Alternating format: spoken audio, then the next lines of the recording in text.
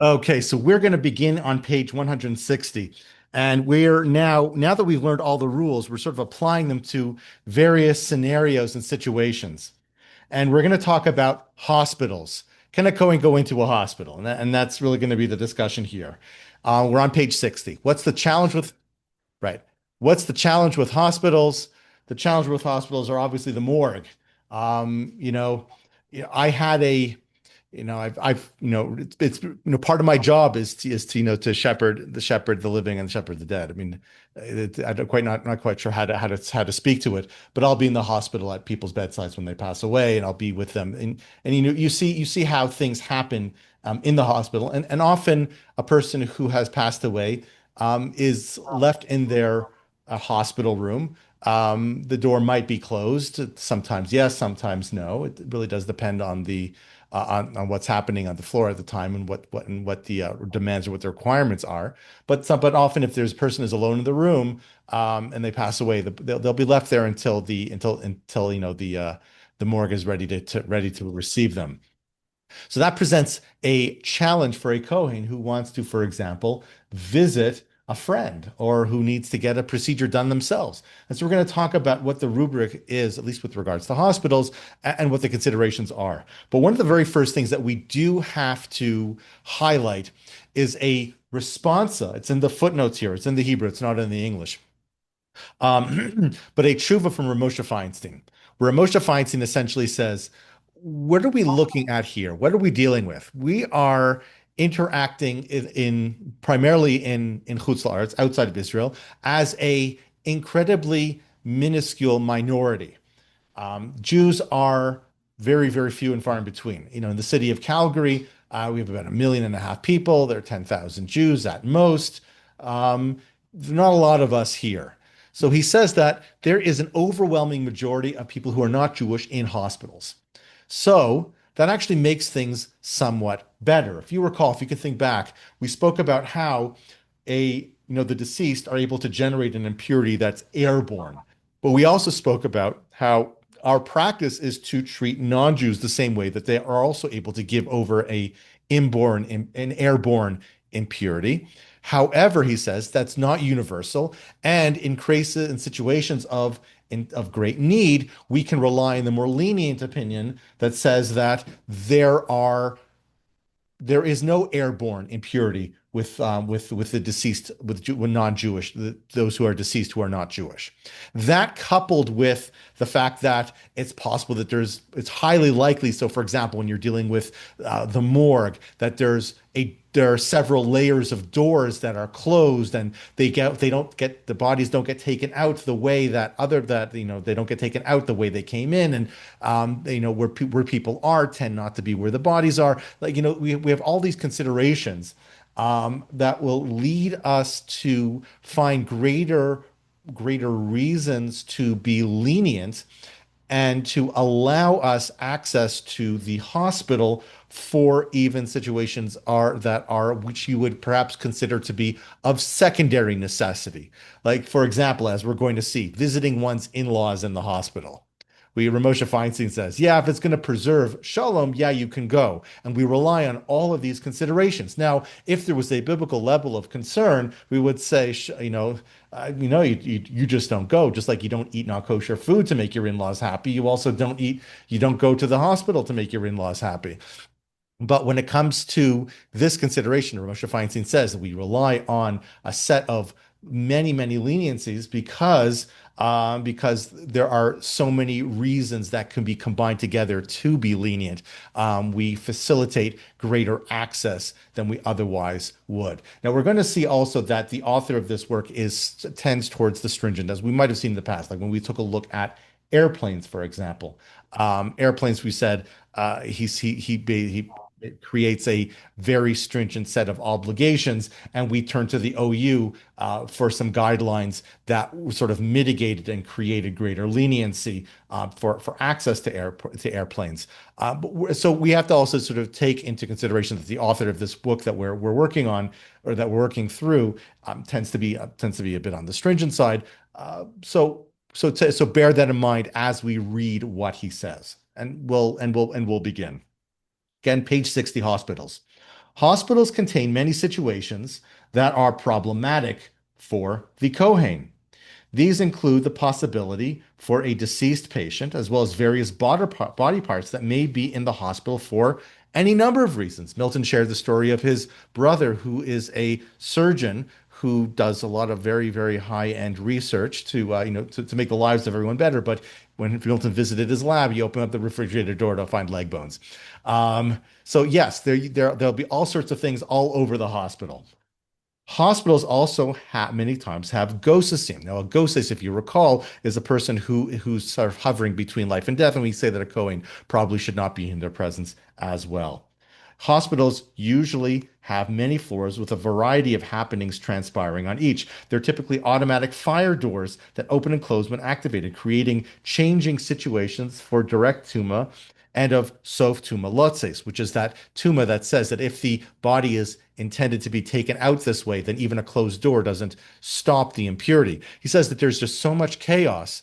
Chaos may not be the right word, but there's so much variability and there's so much changing all the time in a hospital that it creates solutions, as having all these closed doors, but also creates challenges in that you never really know what's happening. Orderlies transport people and items between areas in the hospital. Hospitals are always in a state of flux with situations constantly changing. This being the case, it's extremely difficult to establish firm guidelines regarding the status of a hospital for a Kohen. Also, there are a variety of reasons that a Kohen may need to be in the hospital, some more urgent than others. So he's essentially setting the stage for us. So, barring a medical emergency, a Kohen should discuss the issue with his Rav, with his rabbi, his posek, someone who is a halachic decider, to receive guidelines and specific instructions regarding entering a hospital, especially as every hospital is going to be different. So he says that there are so many variables and there are so many changes that could potentially happen that creates challenges for a Kohen to access a hospital. So here now he lays out what he believes to be the halachic, sort of the halachic bottom line. A Kohen may enter a hospital for a medical need for himself to be treated. Again, this is also relying on the tshuva from Rav Moshe Feinstein. In Israel, the hospitals are designed in particular ways to ensure to minimize these numbers of problems, even if there are a majority of Jews. But in Chutz La'aretz, again, we say that we're permitted to enter the hospital for needs for ourselves, even if they're not incredibly pressing, even if they're not life-threatening. We rely on a series of leniencies that allow us access for his immediate family. This includes personally seeking medical care and accompanying a relative or visiting a relative. A Kohen may visit a non-relative if family tension will occur if the Kohen does not visit. A Kohen who is visiting a hospital should try to clarify if there's a Jewish corpse on the premises. Now, that's not very easy to do, and he essentially says that that's not typically practical, especially now because hospitals will not share any information. Now, in the footnotes on the bottom, he gets involved in a consideration about, okay, we're talking about preserving shalom in the family, visiting your in-laws, visiting relatives. What about visiting the sick? And the answer is yes, you can also visit the sick. We call that, as you said, as you recall, we spoke about entering into a field that, for example, the body has been disturbed, it was plowed over, and we don't know where the body might actually be. And we said that a Kohen is allowed to enter into that field for the purposes of a mitzvah, right? Visiting the sick is considered a mitzvah. And we said the same thing also about entering into many other rabbinically prohibited areas, because the hospital has, Rav Moshe Feinstein says, we take into consideration the number of Jews who are present, which is minuscule. We don't have to assume that there is a Jewish deceased on the premises. We can also rely on the doors that are closed and the various floors in which people are. We don't have to assume that there is a corpse or that there is a dead body in any location that presents itself as a problem. And even if there were, we rely on Rav Moshe Feinstein, again, his leniency about the non-Jewish deceased. And for the purposes of a mitzvah, we combine all of that together to allow one to enter the hospital, either A, for himself to seek medical treatment, but also even just to do the mitzvah of Bikur Cholim, visiting the sick. Um, right. Whenever possible, the Kohen should try to keep the door to the room that he is in closed. It's just a way of perhaps hedging any potential problem. If at all possible, keep it closed. If and granted, that may not always be a possibility. And he does say that. You might say that even in the footnotes, that it's just not that that if it's going to create or raise too many issues, don't worry about it. But that being said, if it is a possibility, try to do so. If a visiting Kohen becomes aware of a Jewish deceased person in the hospital, you should leave immediately if possible. The Kohen should expedite his entrance and exit, thereby limiting his exposure to possible tuma. So he's saying that while you are allowed to enter, don't hang out. Perhaps don't go downstairs to the cafeteria and get a cup of coffee. He says you should go do your business and leave because yes, we are relying on a series of leniencies. It probably would be better to minimize the amount of time that you're actually spending there, and also closing the door to perhaps limit the access that the impurity has to spread about, should there even potentially be a problem. Whenever practical, a Kohen should avoid entering restricted access areas of the hospital. Why is that? Because that's usually where the morgue is. The morgue is usually in the restricted access areas. So a Kohen should try to avoid areas that provide more direct contact with the deceased. Go visit your patient, go visit patients, go do the things that need to be done, go get the surgery that you need, go get the treatment that you require. Don't. But if you have a friend who happens to be working in the kitchen downstairs, perhaps don't visit him during working hours. You can hang out after work in the bar or in the pub or wherever it is that he likes to hang out. Try to minimize the amount of time that you're spending in the hospital is essentially what he's saying, and try to minimize contact with potential impurity, like by closing your doors. All right, that is how he concludes. Now, museums. When I remember when soon after I was married, King Tut came to Chicago. I tried to go see it. It didn't work. It didn't happen. I couldn't see King Tut, but he came to the Field Museum. Um, but what about mummies? Do mummies create a problem? Do mummies create concerns for a Kohen? The answer is generally yes. A mummy can create a problem, and we're going to explore the issues and challenges that raises.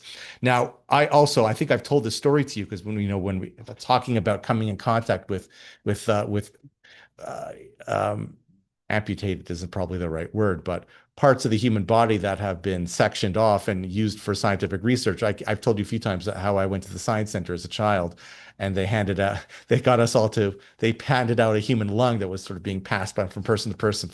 It was kind of gross. I mean, now you think about it, it's kind of weird and bizarre why would they do that? How could they do that? But the 90s were a different time.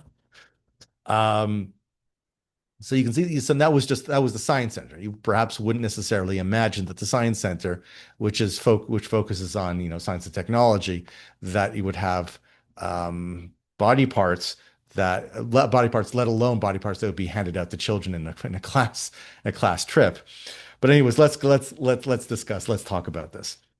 Although museums are typically places where a family can spend time together in an environment for relaxation, entertainment, and learning, for the Kohen, a museum may prove to be an unsuitable destination. Kohanim have it rough. The higher level of sanctity of Kohanim mandates them to closely guard this level and avoid tumas mace, coming in contact with the dead. Therefore, a Kohen may not enter a museum that has a corpse and other items on display unless it is sufficiently contained as to block all tuma, all impurity. You can generally assume that the museums in Israel do a better job of this than the museums here because they are living in a much more Jewish environment, that they're going to be much more concerned about Kohanim. And we'll talk about that. Many Kohanim, nevertheless, will avoid any museum that contains any item that is tameh, due to the difficulty involved in properly investigating a museum. It's recommended for a Kohen to avoid any museum that may have a concern about Tumas Mace.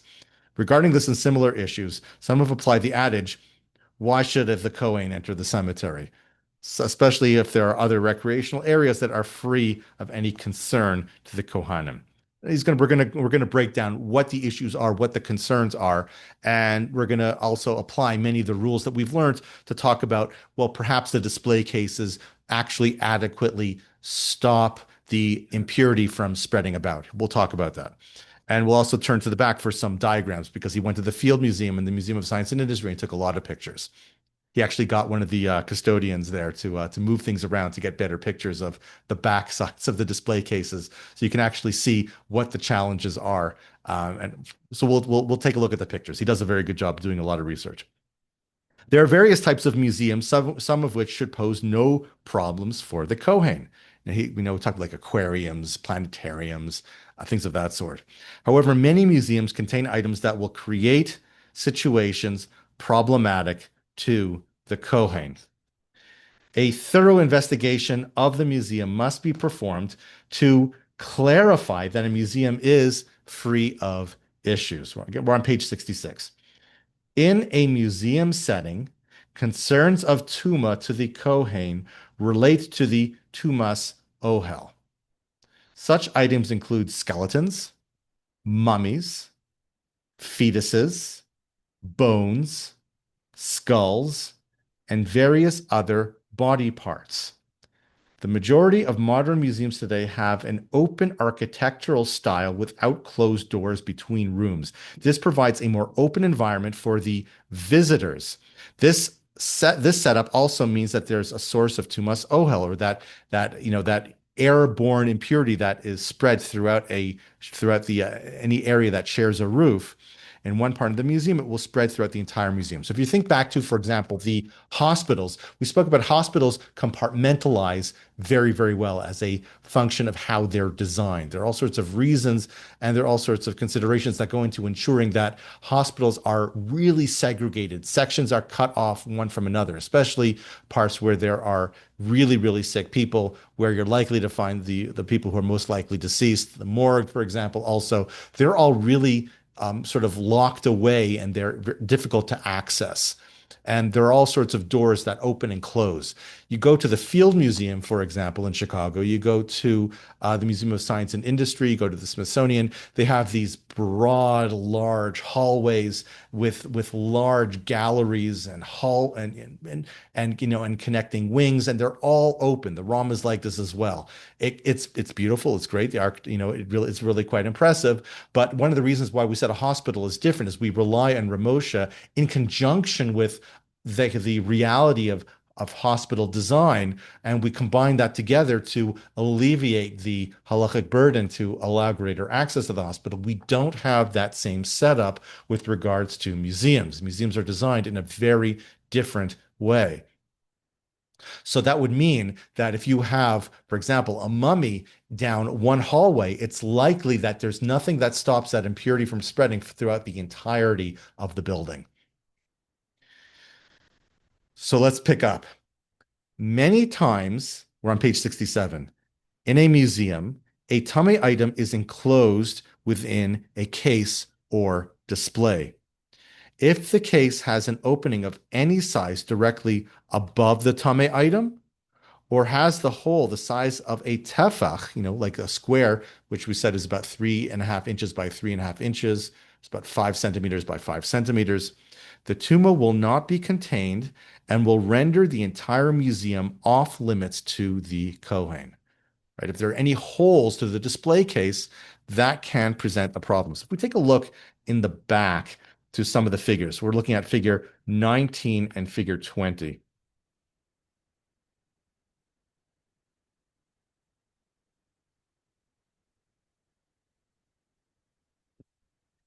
Page 94. Right, page 94. So you take a look at 19 is the middle image. This pollution blackened lung is displayed with a hole above it leading to the climate control system. So therefore that has a hole. The hole is probably not large enough for the impurity to to actually leave. It's not like one tefach by one tefach, but that's sort of an example of where you can find that there could be a hole that allows for the impurity to leave the display case and be spread to other areas. Now, in figure 20 is the back of an exhibit containing a mummy. Note the climate control system with pipes leading out from the back of the exhibit. Now, it's hard to know what the climate control system, how it's connected to the broader HVAC system. It probably is self-contained and probably therefore does not present itself as a problem, at least as far as the hole consideration goes. But we do often find that there are holes that um, that can perhaps allow for the impurity to leave the display case. We'll talk about the display case further. So one more time. So we're back on page 67. On page 67, we just looked at figure 19 and 20. So just one more time. Many times in a museum, a tamei item or the impure item is enclosed within a case or a display. If the case has an opening of any size directly above the tamei item or has a hole the size of a tefach, the tuma, the tuma will not be contained and will render the entire museum off limits to the Kohen, right? Because it has a dead body, and the dead body is not being contained within a room with a closed door. So the door is not effective, or the case is not effective at blocking enough if there is this size hole. Also, if the case does not have an airspace of a tefach above the tamei item, the tuma is not contained by the case, according to all opinions. If you recall, we said that in order for the impurity to be contained within something, there has to be at least a tefach of space above the deceased. If you don't have that tefach, which is that 3.5 inches, 5 centimeters of space above the deceased, then the impurity is not blocked, and it spread and it just sort of emanates above that blockage. We can take a look at figure 21 is what he refers us to. So you see in figure 21, you have this skull is suspended by its top and therefore does not have a tefach of space above it. And as a result, the case that contains it does not block the impurity. So the impurity is sort of emanates outside of the case, fills the entire room, and possibly fills the entire museum. Now, also, he says, a museum display case may have the halachic status of a kever sosum, which is a closed grave. We said that a closed grave, and we're not going to go too deeply into this, but a closed grave, if this is the place where the body is intended to remain forever, then the space around it is moot. It doesn't count, and impurity just is generated and goes up in any event. So even if you have the prerequisite, if it's being within a contained area that has a tefach of airspace above it, if that is the place where this is supposed to remain forever, then it will not block the impurity also. So for example, if you wanted to visit Lenin, if his body's still there, isn't it? It's still, Yes. right, exactly. So it's still there. It's Yeah, okay, but but it was supposed to remain there forever, and it largely has. It even outlasted the Soviet Union.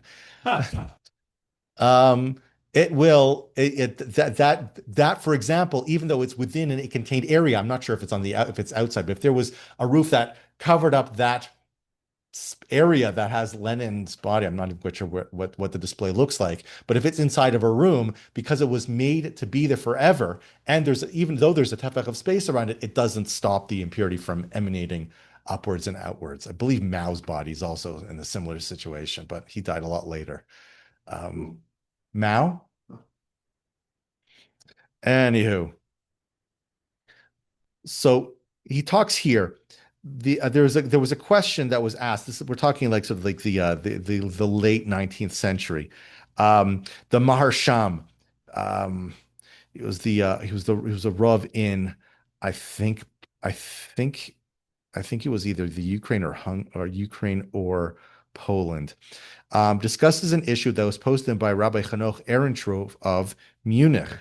The question was regarding a museum that, in addition to gems and other precious items typically found in a museum, also had an Egyptian mummy. The mummy was displayed within a large glass box that contains the airspace of a tefach. So Rabbi Ernst suggested that perhaps even though it was contained within this box and it had that airspace that should have blocked the impurity from spreading, it should still not be a valid blockage of the impurity because it should be considered that kever sosum because it was intended to remain there forever. And as a result, it would not block the impurity, and therefore the room has that airborne impurity from the body. The Marsham notes that although there are opinions that argue that the tumah does not go beyond the case, it appears that the halacha is with the strict opinions. And the Marsham concludes that, however, that in cases of great need, since this situation involves the impurity of a non-Jew, we can take into account the minority opinion and permit, in accordance with those who say that impurity is stopped by a completely closed case with an airspace of a tefach. However, others don't even consider the museum display to be a kever sosum. Therefore, they would be considered to be perhaps a blockage of the impurity. They explain that a kever sosum, that closed grave, is only when there's the intention to leave an item in its location forever. It's going to be the final resting spot. Museums, however, retain the right to move and remove an object. This is attested to by the various methods to ensure the case is not permanently sealed, but rather a way to open it remains. The display case may therefore be considered to be a room which, according to all opinions, can contain the impurity. Um, so again, we're going back and forth. There's a reason to say that that if you have that tefach of space from the body to the display case, perhaps it blocks the impurity from spreading. There is a consideration that perhaps it doesn't work. But it looks like in most cases with most modern museums anyways, that the display case should work, assuming you do have that tefach of space above the body and the top, unlike some of the pictures that we saw from before. So if we turn back to the image, to the diagrams on page 95, we see an image and figure 22. We'll take a look at 23 also. This mummy may not have that tefach of airspace within its case. This is in the field museum. Note the plexiglass and the screws. So I think what he's showing you over there that it can be removed. You can gain access to it. I think that's what he's trying to highlight there. Furthermore, on page 23, this type of display unit is easily moved from one place to another. Again, showing that that's not supposed to be the final location of whatever could be found within it. However, in 24, this is a typical presentation of a mummy. I think what he's trying to show there is that this probably will be adequate to block the impurity from spreading about. As you can see that there's plenty of space above and around, blocking off any kind of impurity. It should be considered its own room. We're gonna, yeah, right. The display case, we're on the top of page 69. The display case may then be considered as room, right? Others explain that the display case will only be considered room if it's built into the building. Otherwise, it would retain the status of a utensil, and the impurity will not be blocked by the airspace as a utensil is. If it receives impurity, it will not block impurity. If you recall, that was another consideration about stopping up holes. If you're stopping it up with something that is receptive to impurity, then it will block impurity. And if it's movable, it might be considered a utensil, creating problems about display cases. What essentially he's saying is that something is attached to the wall, great. If it's attached to the wall, if it's built into the structure of the building, also great. But if it's something that's movable, like on wheels, for example, then it will not block the impurity. We consider that to be a utensil, which often, According to, it's one opinion, is that right? yeah, yes. Yeah. Okay. All right. Now we're gonna skip down to the next to the next section, investigating a museum, the bottom of page 69. It's necessary for a Kohen to investigate a museum before he enters. The investigation should uncover if there are any items that are metame ba'ohel, things that generate impurity, and how they're displayed, and if they create a forbidden ohel hameis, or that structure that contains an impurity that will spread it around. There are various ways that a museum can be investigated. A Kohen could have a non-Kohen physically inspect the museum. However, he says this is actually very challenging because museums tend to be large. Museums have thousands of items, making such an inspection time consuming and most probably incomplete. A more efficient method is to call the museum and speak to a knowledgeable museum official or curator. One may need to speak to different curators who are familiar with the different departments of the museum. Many museums have fully documented and computerized records, however, many do not. One should discuss the issue of tumas mace, or the impurity that's generated from the deceased, with the museum official, stressing the importance and sensitivity of the issue. He's speaking from experience. He's done this himself. I know for a fact he's done this. He's spends a lot of time talking with those sorts of people. The discussion with the museum staff should lead one to discover any and all items in the museum's collection that may be problematic for the Kohen. How do you explain tuma? I think most people understand ritual impurity. I mean, maybe they don't necessarily interact or interface with it, but you say, because I observe certain rules of ritual impurity, which means I can't be in the presence, or I can't be in the same structure as a deceased or part of the deceased. People can get enough of that to make an issue of it. I'm turning back a page or two because this is actually a fascinating story. And it also shows the difficulty that you have even talking with knowledgeable museum staff. So we're going to turn back to page 66, and we're going to take a look at footnote 267, because this is an interesting story that he tells. And this is firsthand experience that he had. One museum had a full skeleton on display, and when asked, the curator said that the skeleton was a replica. When asked how one can tell the difference between a real skeleton and a replica, because of course my friend Rabbi Melanchik would ask that question, she responded that one could take a look at the dentition as well as certain manufacturing marks on non-visible areas of the skeleton. Per our request, she looked at the skeleton, and to her surprise, the skeleton was in fact authentic. Her mistake was that the skeleton was purchased from a company that no longer sells human parts, but did in the past.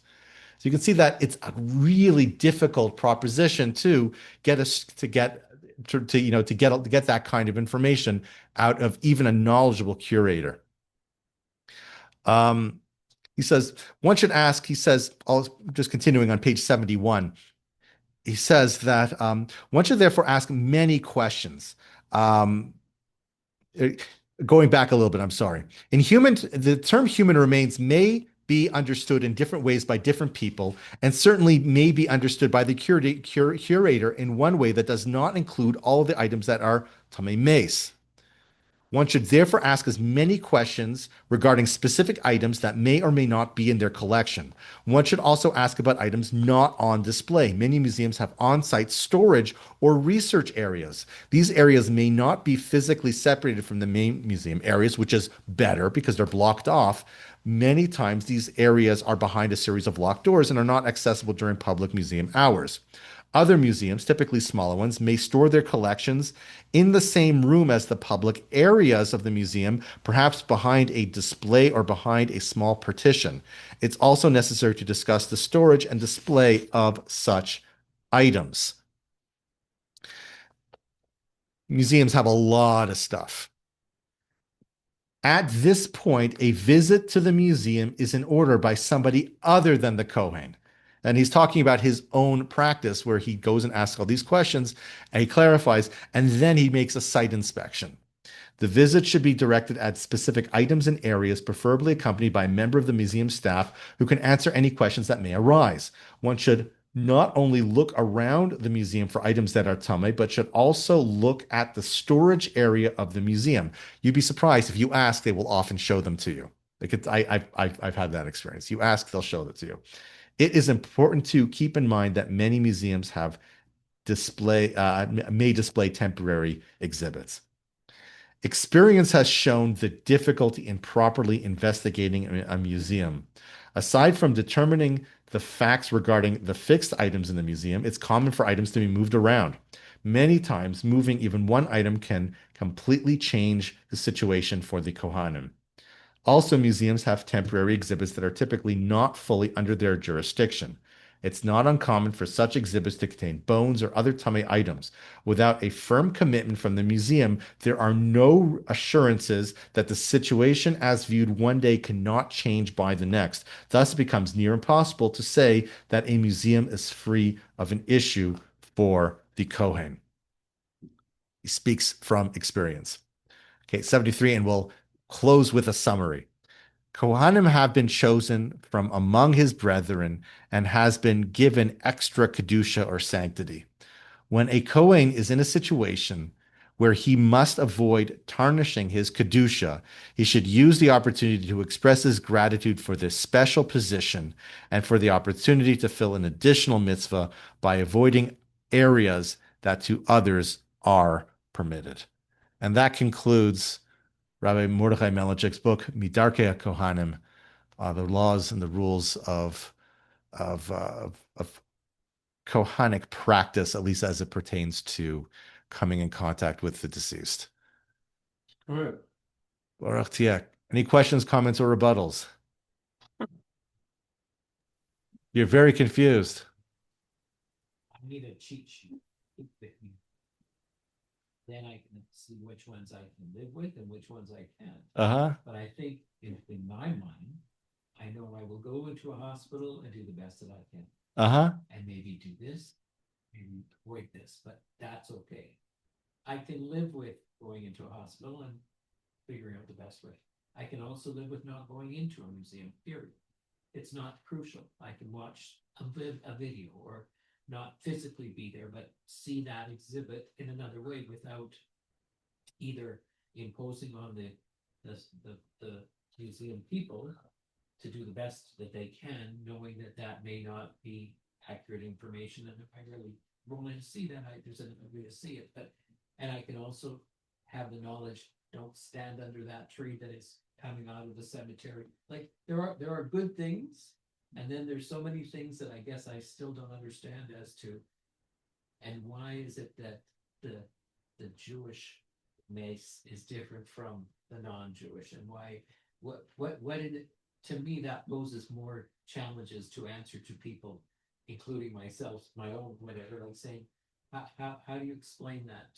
In general, we don't draw a distinction between a Jew and a non-Jewish mace, except when it comes to combining that situation with a series of other considerations that create, in order to create leniencies to increase access to hospitals, for example. But as a rule of thumb, we do not make or create distinctions between a Jewish somebody who's a Jewish deceased and non-Jewish deceased. As a matter of practice, we treat them the same, except some complicated minutia. But in general, we don't create different categories for Jews and non-Jews, at least as far as a Kohen is concerned. That's good.